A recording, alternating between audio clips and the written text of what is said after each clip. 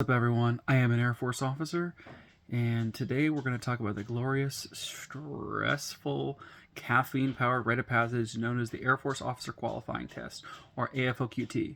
Thank you for the question. I've had now 5 people ask me to make a video on how you pass it. Basically, it's the Air Force's way of checking if you can do math, read, and not panic under fluorescent lighting. Let's get into it. The Air Force Officer Qualifying Test. It's kind of like the SATs or the ACTs, a little bit of like, are you secretly a pilot, all mashed in there together. You're going to get sections like verbal and math, aviation, even if you've only ever flown Microsoft Flight Simulator. And personality sections where you just pray your answers don't scream that you're a future supervillain. Honestly, study smart, not just studying hard. I don't mean just spending hours and hours and hours in there.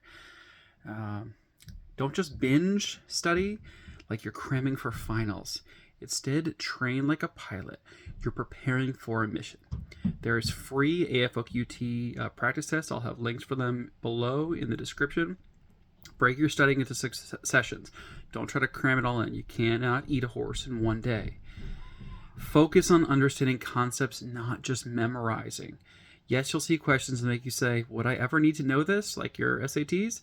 Because the Air Force wants well-rounded officers, not just the captain of the quarterback of this team or that team, and also humble yourself a little bit.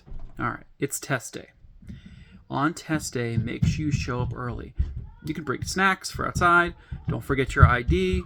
Nothing says I am not ready to lead like you get turned away because you forgot your wallet. They are going to check IDs. I've run many tests. And remember, it's a marathon, not a sprint. Keep calm, breathe, and think about maybe channeling your inner like Top Gun if you like that. Maybe not the inverted flying part though. All right, it's over. You'll wait for your scores.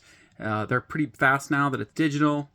Think of it like Christmas morning. You're like, did I pass? How did I do? Congratulations. Again, those minimums, don't be aiming for those. You're one step closer to commission. If you don't, remember, you can retake it again in 6 months without a waiver. You'll need a waiver if you want to take it one more time. The Air Force loves that resilience. What's the bigger picture of this?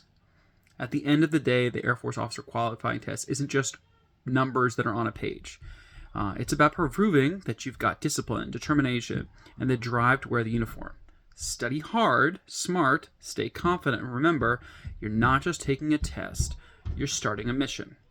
So that's basic breakdown and proof that here I am.